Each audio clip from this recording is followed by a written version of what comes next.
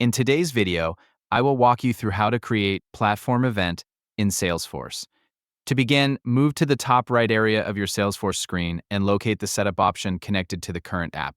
Select Setup for Current App to open the Salesforce setup page where platform tools and configuration settings are available. After the setup page finishes loading, move to the Quick Find search area located on the left side of the screen. Inside the search field, type Platform Event. Salesforce will begin displaying matching setup options related to your search. From the search results, continue by locating the option labeled Platform Events under the Integrations section. Select Platform Events to open the Platform Event Management page inside Salesforce.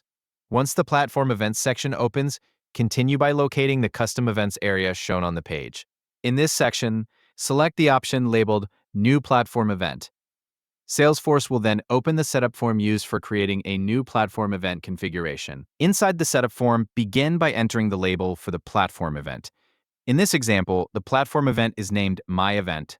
After entering the label, continue to the Plural label field and enter the Plural name. In this example, the Plural label is entered as My Events.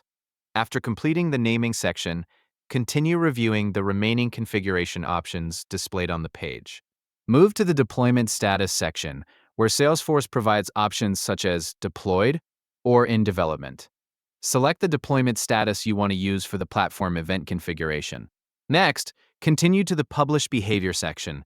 In this area, Salesforce allows you to choose how the event will be published. The available options shown during the setup include Publish Immediately or Publish After Commit. Select the Publish Behavior option you want to apply to the platform event. Once all visible fields and settings have been completed, continue by selecting Save. Salesforce will then begin processing the platform event configuration and create the new event inside the account. After the save process is completed, the new platform event will appear inside the platform events section in Salesforce. The event configuration will now be stored based on the label, deployment status, and publish behavior selected during setup.